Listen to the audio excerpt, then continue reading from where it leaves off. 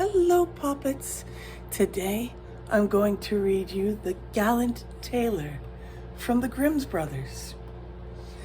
One summer morning, a little tailor was sitting on his board near the window and working cheerfully with all of his might when an old woman came down the street crying, "Good jelly to sell, good jelly to sell." The cry sounded pleasant in the little tailor's ears, so he put his head out the window and called out, "Here, my good woman, come here if you want a customer."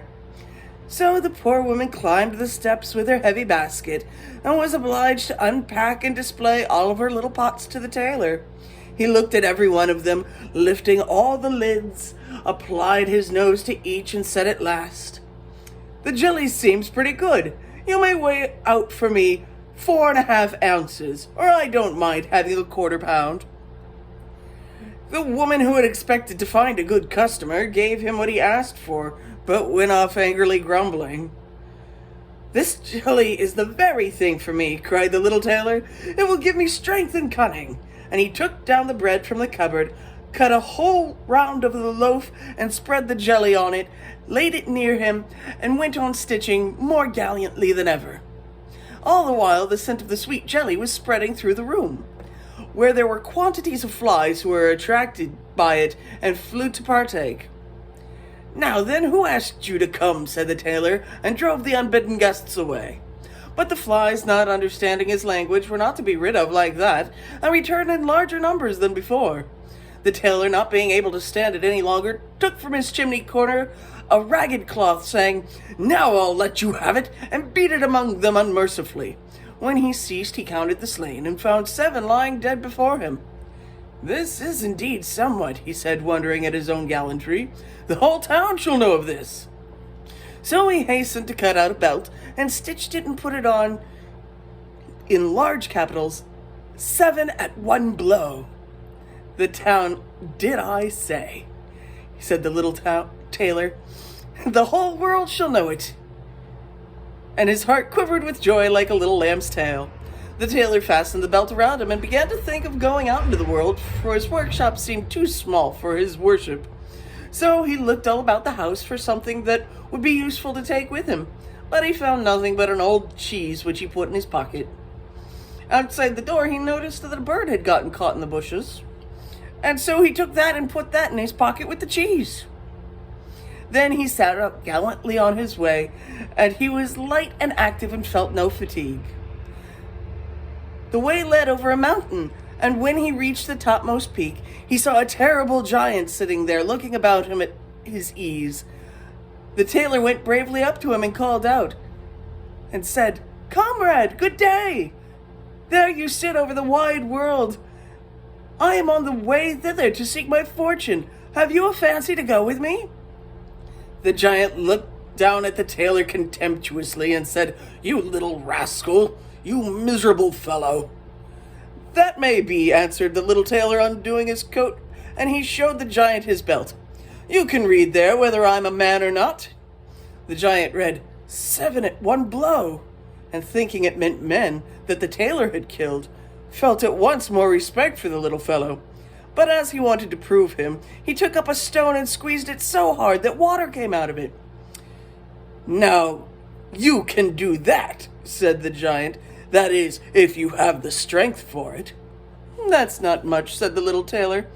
"I call that play."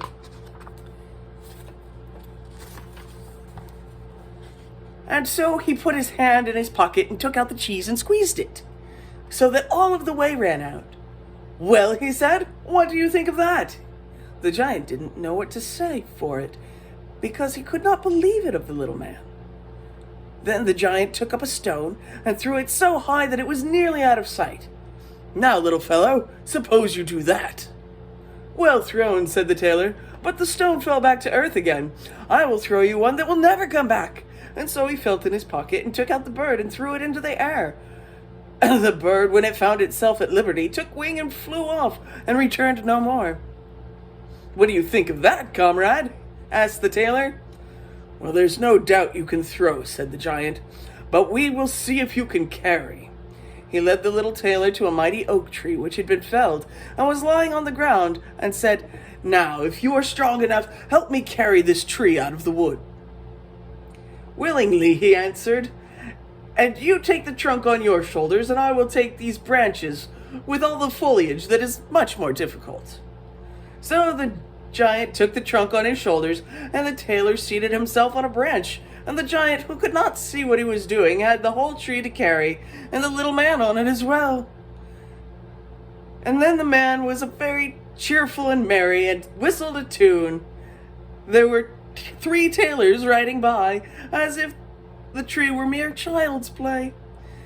And the giant, when he had struggled on under his heavy load, a part of the way was tired, and cried, "Look here, I must let go of the tree." The tailor jumped off quickly, and taking hold of the tree with both arms, as if he were carrying it, said to the giant, "You see, you can't carry the tree, though you are such a big fellow." They went on together a little further, and presently they came to a cherry tree. And the giant took a hold of the topmost branches where the ripest fruit hung, and pulling them downwards, gave them to the tailor to hold, bidding him to eat. But the little tailor was much too weak to hold the tree, and as the giant let go, the tree sprang back, and the tailor was caught up in the air. And when he dropped down again without any damage, the giant said to him, "How is this? Haven't you the strength enough to hold such a weak sprig as that?" "It's not the strength that is lacking," answered the little tailor. "How should it be the one who is slain at 7 in one blow? I just jumped over the tree because the hunters are shooting down there in the bushes. You can jump too if you can." Well, the giant made the attempt, and not being able to vault the tree, he remained hanging in the branches, so that once more the little tailor had gotten the better of him. Then the giant said, "As you are such a gallant fellow, I suppose you come with me to our den and stay the night." The tailor was quite willing, and followed him, and when they had reached the den, there sat some giants by the fire, and each had roasted a sheep in his hand and was eating it.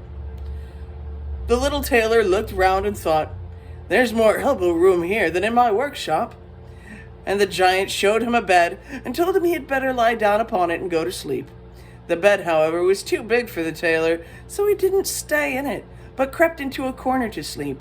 And as soon as it was midnight, the giant got up and took a great staff of iron and beat the bed through one stroke, and supposed that he had made an end of that grasshopper of a tailor. Very early in the morning, when the giants went to the wood and forgot all about the little tailor, when they saw him come after them alive and merry, they were all terribly frightened, and thinking he was going to kill them, they ran away in all haste. So the little tailor marched on, always following his nose, and after he had gone a great way, he entered the courtyard belonging to a king's palace, and there he felt so overpowered with fatigue that he lay down and fell asleep. In the meanwhile came various people, who looked at him very curiously, and read on his belt 7 at one blow. "Oh," they said, "why should this great lord come here in a time of peace? What a mighty champion he must be!" And then they went and told the king about him, and they thought that if war should break out, what a worthy and useful man he would be, and that he ought not be allowed to depart at any price. The king then summoned his council, and sent one of his courtiers to the little tailor to beg him, as soon as he should wake up, to consent in serving the king's army. So the messenger stood and waited at the sleeper's side until his limbs began to stretch and his eyes open, and then he carried his answer back. And answer was, "That was the reason for which I came. I am ready to enter the king's service." So he was received into it very honorably, and a separate dwelling set apart for him. But the rest of the soldiers were very much set against the tailor, and they wished him 1,000 miles away. "What shall be done about it?" they said among themselves. "If we pick a quarrel and fight with him, then 7 of us will fall at each blow, and that would be no good to us." So they came to a resolution, and all went to the king together to ask for their discharge. "We never intended," they said, "to serve with a man who kills 7 in one blow." Then the king felt sorry to lose all of his faithful servants because one man, and he wished he had never seen him, and would willingly get rid of him if he might. But he did not dare dismiss the little tailor for fear that he should kill the king's people and place himself upon the throne. He thought for a long while about it, and at last made up his mind what to do. He sent for the little tailor and told him that as he was so great a warrior, he had a proposal. He told him that in the wood, in his dominions, dwelt giants, who did great damage by robbery, murder, and fire, so that no man durst go near them for the fear of his life. But that if the tailor should overcome and slay both of these giants, the king would give him his only daughter in marriage and half his kingdom as dowry, and 100 horsemen should go with him to give him assistance. Well, that would be something for a man like me, thought the tailor. A beautiful princess and half a kingdom are not to be had every day. And so he said to the king, "Oh yes, I can soon overcome those giants, and yet I have no need for the 100 horsemen. He who can kill 7 at one blow has no need to be afraid of 2. So the little tailor set out, and the hundreds of horsemen followed him. When he came to the border of the woods, he said to his escort, "Stay here a while I go attack the giants." Then he sprang into the wood and looked about him right and left, and after a while he caught sight of the 2 giants. They were laying down under a tree asleep and snoring so that all the branches shook. The little tailor, all alive, filled both of his pockets with stones and climbed up into the tree, and made himself to an overhanging bough so that he could seat himself just above the sleepers, and from there he let one stone fall after another on the chest of one of the giants. For a long time the giants were quite unaware of this, but at last he woke up and pushed his comrade and said, "What are you hitting me for?" "You're dreaming," said the other. "I'm not touching you." And they composed themselves again to sleep, and the tailor let fall a stone on the other giant. "What can that be?" he cried. "What are you casting at me?" "I'm casting nothing at you," answered the first, grumbling. They disputed about it for a while, but as they were tired, they gave it up at last, and their eyes closed once more. Then the little tailor, his game anew, picked out a heavier stone and threw it down with much more force on the giant's chest. "This is too much," he cried, and he sprang up like a madman and struck his companion with such a blow that the tree shook above them. The other paid him back with ready coin, and they fought with such fury that they tore up the trees by their roots to use for weapons against each other, so that at last they both of them lay dead upon the ground. And now the little tailor got down. "Another piece of luck," he said. "That tree I was sitting in did not get torn up too, or else I should have to jump like a squirrel from one tree to another." He then drew his sword and gave each of the giants a few hacks in the breast, and went back to the horsemen and said, "The deed is done. I have made an end of both of them, but it went hard with me. In the struggle they rooted up the trees to defend themselves, but it was of no use.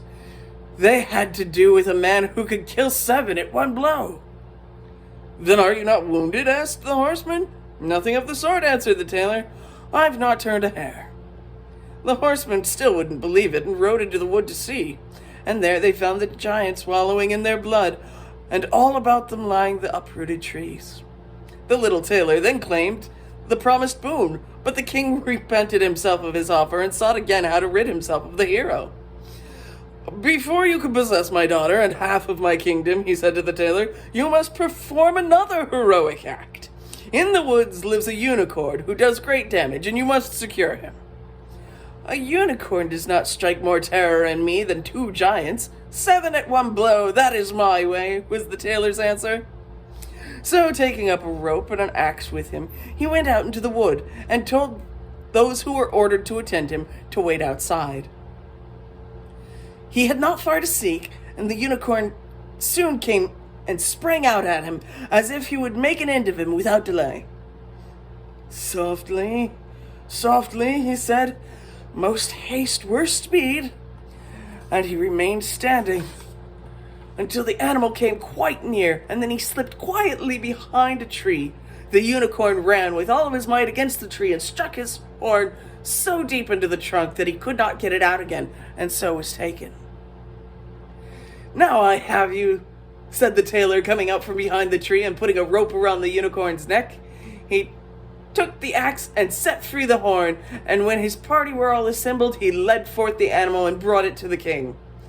The king did not yet wish to give him the promised reward, and set to him a third task to do.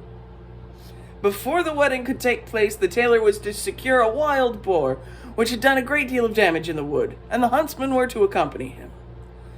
"All right," said the tailor, "this is child's play." But he did not take the huntsmen into the woods, and they were all the better pleased, for the wild boar had many a time before received them in such a way that they had no fancy to disturb him. When the boar caught sight of the tailor, he ran at him, with foaming mouth and gleaming tusks, to bear him to the ground. But the nimble hero rushed into a chapel which chanced to be near, and jumped quickly out of a window on the other side.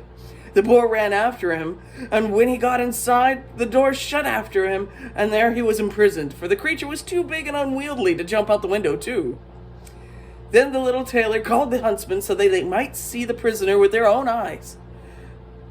And then he betook himself to the king, who now, whether he liked it or not, was obliged to fulfill his promise, and give him his daughter and half of his kingdom. But if he had known that the great warrior was only a little tailor, he would have taken still more to heart. So the wedding had been celebrated with great splendor and little joy, and the tailor was made into a king. One night the young queen heard her husband talking in his sleep. "Now, boy, make me a waistcoat and patch me those breeches, or I'll lay my yard measure about your shoulders." And so she perceived what a low birth her husband was, and she went to her father the next morning and told him all, and begged him to set her free from a man who was nothing better than a tailor. The king bade her to be comforted, saying, "Tonight leave your bedroom door open, and my guard shall stand outside, and when he's asleep they shall come and bind him and carry him off into a ship, and he shall be sent to the other side of the world." So the wife felt consoled, but the king's water-bearer, who had been listening all the while, went to the little tailor and disclosed to him the whole plan. "I shall put a stop to this," he said. At night he lay down, as usual, in his bed, and when his wife thought that he was asleep, she got up to open the door and lay down again. The little tailor, who only made believe he was asleep, began to murmur plainly, "Now, boy, make me that waistcoat and patch me those breeches, or I will lay my yard measure about your shoulders. I have slain 7 at one blow, killed 2 giants, caught a unicorn, and taken a wild boar, and I shall be afraid of those who are standing outside my room door." Well, when they had heard this, the tailor had said a great fear had seized them, and they fled away as if they had been wild hares. None of them would venture to attack him, and so the little tailor remained a king for all of his lifetime. So, here we have a story that is often spun in many ways, but that is the original.